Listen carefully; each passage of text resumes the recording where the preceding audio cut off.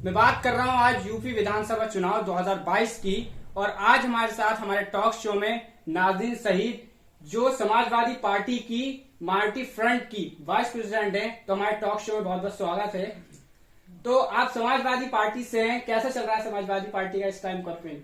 जी, campaign हम लोग कर रहे हैं, महिलाओं के पास भी जा रहे हैं और अलग से एक 4-4, 5-5 लोगों की टीम जाके उनको कन्विंस कर रही है कि आप एक अच्छी सरकार को लाके एक हिंदुस्तान का अच्छा कुछ कर सकें।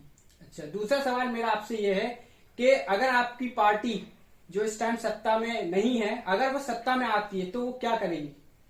देखिए, अखिलेश यादव जी ने मैनिफेस्टो दिया है कि जो आजकल की जो नीड है, जो आम जिंदगी है, जो पिछली सरकारों ने बड़ी लाइफ को दुश्वार कर रखा है, महंगाई को लेके दुश्वार कर रखा है, चाहे वो एजुकेशन की फील्ड में हो, चाहे वो एक घरेलू सिलेंडर की शक्ल में हो, या कोई भी खाद्य पदार्थों की चीजों में हो, कि आज ये नौबत कर दी कि वो फ्री खाना बांट रहे हैं। अगर 4 लोगों को बांट रहे हैं तो दिखा रहे हैं कि बहुत अच्छा। तो ये सरकार के लिए ये एक गलत मैसेज जाता है जनता के लिए कि सरकार आपके लिए कुछ नहीं कर रही है, और सिवाय दुश्वारियों के और उसका कोई प्रोपेगेंडा ही नहीं है।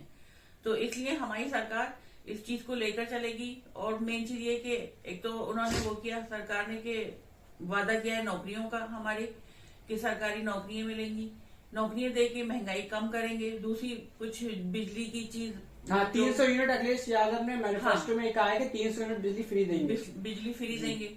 तो यहाँ बिजली फ्री देने का मतलब ये है कि एक तरीके से इनडायरेक्टली वो सपोर्ट कर रहे हैं आपकी फाइनेंशियली पावर को, कि आपका पैसा वो सेफ होगा, वो आप किसी भी जगह उसको पैसे को यूज कर सकते हैं, यूटिलाइज कर सकते हैं। तो इसलिए हम चाहेंगे कि समाजवादी पार्टी आ जाए, क्योंकि उन्होंने मैनिफेस्टो में अच्छा दिया है। और दूसरी सरकार को अगर कहें तो कोई मैनिफेस्टो आप तक तो सामने आया ही नहीं है। तो मैनिफेस्टो में हम अपने लिए अच्छे करने क्या करें। और जहां तक ये था कि लोगों को पास नौकरियां थी, वो नौकरियां निकालना तो दूर की बात है, वो नौकरियां जो रही सही थी वो भी उनकी छूट गई। कितनी मल्टीनेशनल कंपनीज बंद हो गई और लोग इतनी दुविधा में रहे। अब आप ये देखिए कि ऑक्सीजन की बात है, जहां तक क्या सरकार, यही सब है कि क्या ऑक्सीजन का आप क्या कहना चाहती हैं? कोरोना काल में एक ऑक्सीजन का एक बहुत इंपॉर्टेंट रोल आया था, तो ऑक्सीजन से आपकी क्या मुराद है उसमें? ऑक्सीजन की जगह तो इस पिछली सरकारों ने हमें ऑक्स दे दिए, जो सड़कों पे एक हानिकारक रहते हैं और माहौल खराब करते हैं, गंदगी बनाते हैं। और दूसरे, कभी भी कोई भी एक्सीडेंट हो जाता है। कल परसों ही मेरे पीछे एक ऑक्स भागा और मैं बच गई, लोगों ने बचाया उसे। तो ये सब हादसे कौन जिम्मेदार है इन चीजों का? अगर ऑक्स आप दे रहे हैं तो उनको हटाइए, उनको कहीं रहने की जगह दीजिए। कि ये नहीं सड़कों पे किस कदर वो सब हो रही है, बुरी हरकतें हो रही है, मारपीट हो रही है, लोगों की मौतें हो रही हैं। और आप बताइए कि जनता क्या वो भूल जाएगी जो ऑक्सीजन की कमी से बच्चे मरे थे? क्या ये भूल जाएगी कि कोरोना में ऑक्सीजन की वजह से लोगों की कितनी लोगों की मौतें हुई? मुझे नहीं लगता कि जनता जो है इन सबको भूल पाएगी। हाँ, कहीं ना कहीं देखा ये गया कि एक ऑक्सीजन कोरोना जो एक लहर आई, उसमें ऑक्सीजन का एक बहुत बड़ा एक इम्पोर्टेंट रोल प्ले रहा। और कहीं ना कहीं ऑक्सीजन की कमी से काफी शॉर्टेज थी ऑक्सीजन की। और इसमें कहीं ना कहीं लगता है कि सरकार ऑक्सीजन, जिस तरह से पेशेंट ज्यादा से ज्यादा बढ़ते गए, तो उस तरह से ऑक्सीजन प्रिपेयर नहीं थी। कहने का मतलब ये है। खैर, दूसरे क्वेश्चन पे हम ये बढ़ते हैं कि आपने जैसे कहा आपकी पार्टी का मैनिफेस्टो अच्छा लगा हमें, आपने कहा 300 यूनिट बिजली देंगे। अब सवाल ये आता है कि पार्टीज तो और भी हैं। खैर, आप तो समाजवादी पार्टी से हैं मैम, तो दूसरा क्वेश्चन मेरा आपसे ये है कि समाजवादी पार्टी को जनता सपोर्ट क्यों करे और वोट क्यों दे? देखिए, ये पिछली सरकारों ने जो मिस रूल से जो पूरी समाज में, सोसाइटी में एक नेगेटिविटी फैलाई है, उससे लोग इतने उकता गए हैं कि वो नहीं चाहते कि वो सरकार दोबारा से आए। एक लाइफ को इतना मुश्किल कर दिया है कि जीना दूभर हो रहा है। मतलब लाइफ में कहीं ना कहीं अगर हम बात करें तो सरकार अपने जो इन्होंने वादे करे थे कि आपने जैसे भी बताया जॉब्स के 2 करोड़ युवाओं को जॉब मिलेगा, रोजगार मिलेगा, तो क्या आपको ऐसा लगता है कि 2 करोड़ युवाओं को जॉब मिली? 2 करोड़ युवाओं को जॉब क्या, वो तो जॉब जो इनकी रही सही थी, कितनी मल्टीनेशनल जो कंपनी थी वो बंद हुई, या सरकारी विभागों में पुलिस वालों तक की नौकरी सेफ नहीं थी। तो आप क्या उससे सोचेंगे कि आदमी इनसिक्योरिटी फील कर रहा है, नेगेटिविटी आ रही है। और सबसे बड़ी बात ये कि कॉन्स्टिट्यूशन में हमारा देश जो है सेकुलर देश है, उस सेकुलर देश की शक्ल मिटा के हमारा एक कम्युनल फीलिंग लोगों के दिलों में लाना और एक कास्टिंग को फॉलो करना, ये क्राइम माना जाता है सेकुलर देश में। लेकिन यहाँ एक उसको शान से जाहिर कर रहे हैं सोसाइटी के सामने, अपनी गंदगी सोसाइटी में भी फैला रहे हैं।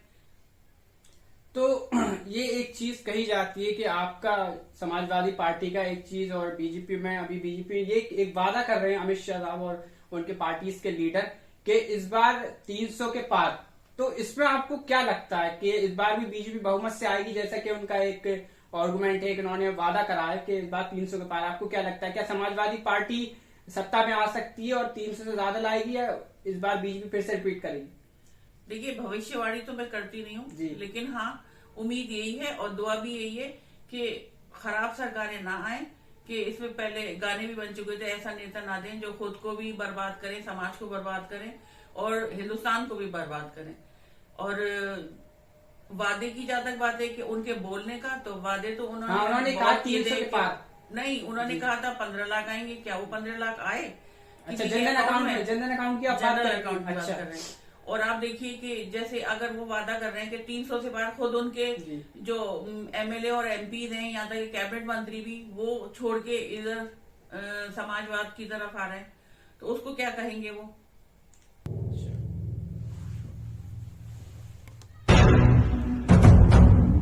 और आप ये बताइए, जो जनता, हमारे सब्सक्राइबर हैं, जो व्यूवर्स हैं, उनसे आप क्या अपील करना चाहेंगे? देखिए, अपील मैं यही करना चाहूंगी कि जो कास्टिंग को फॉलो करे, क्या वो एमएम हो, क्या वो बीजेपी हो, आप उनको कभी फॉलो ना करें, ना उनको वोट दें। वोट हमेशा विकास के ऊपर होना चाहिए, ना कि कास्टिंग के ऊपर। क्या वो कोई भी किसी भी कास्ट का हो, अगर विकास में है और अच्छी पार्टी से जुड़ा है तो उसको वोट देना चाहिए। आप देखिए कि अखिलेश यादव हमारे खुद के जो पार्टी के अध्यक्ष हैं, वो कितने लर्नेड पर्सन है। लर्नेड पर्सन की लर्नेड सोच होगी, अच्छी सोच होगी, वो अपने अच्छे करेगा, ना कि ऐसी पार्टी के साथ ना जाए जो सिर्फ फीता काटना सीखती हो। विकास की जो खुद कर रहा हो विकास, उसकी तरफ जाएं। और मैं हाथ जोड़ के करती हूँ कि आप अक्लमंदी से करें और वोटिंग करें। और हम समाजवादी पार्टी की तरफ उसको बोलते हैं कि उनको वोट दें, इसलिए नहीं कि वो मेरी पार्टी है मैं उसको सपोर्ट करूं, बल्कि इसलिए कि उन्होंने पिछले जो वादे किए वो सब पूरे करे। और कोई भी एजुकेशन की फील्ड में हो या सड़कों की लिए हो कि उन्होंने सड़कें अच्छी बनवाई, हाईवे बनवाए, सब कुछ किया, तो उसके लिए आप करें। एजुकेशन का आप देखिए कि पिछली सरकारों ने क्या किया। कई जो एमबीबीएस कॉलेजेस हैं, उनके बीओएमएस कॉलेज के हॉस्पिटल तोड़वा दिए कि आगे ना पढ़े, कुछ की यूनिवर्सिटीज बंद करवा दी। तब के ये चीजें तो और उन्हें सपोर्ट करके आगे लानी चाहिए थी। अब जिन यूनिवर्सिटीज को बंद किया, उनके एमबीबीएस कॉलेज बंद हो गए, तो आप बताइए कि कितने बच्चे उसमें जो पढ़ रहे होंगे उनके फ्यूचर से खेल लिया, तो उसका जवाब कौन देगा या उसका जिम्मेदार कौन होगा? तो मैं हाथ जोड़ के गुजारिश करती हूँ कि आप समाजवादी पार्टी को सपोर्ट करें, और क्योंकि वो अच्छी है, कास्टिंग को फॉलो नहीं करती है और विकास की तरफ जाती है। पग पग चला है जो वही टक्कर है उसका प्रस्तारम। विनती और करती हूँ आपसे कि आप ज्यादा से ज्यादा इस वीडियो को शेयर करें और लाइक करें, ताकि दूसरे लोगों को एक इंस्पिरेशन मिले और हमारी आवाज दूसरों तक जाए, ताकि वो उसको एक सही फैसला लेने में अपने आप को मजबूत समझ सके। चलिए नाज़रीन मैम, बहुत बहुत शुक्रिया, आपने हमारे टॉक शो में टाइम दिया। और अब देखना ये है कि 10 मार्च के नतीजे क्या होते हैं, किसकी सरकार बनती है। तो जानने के लिए देखिए आप हमारा अगला पार्ट। पग पग चला है जो वही टक्कर है उसका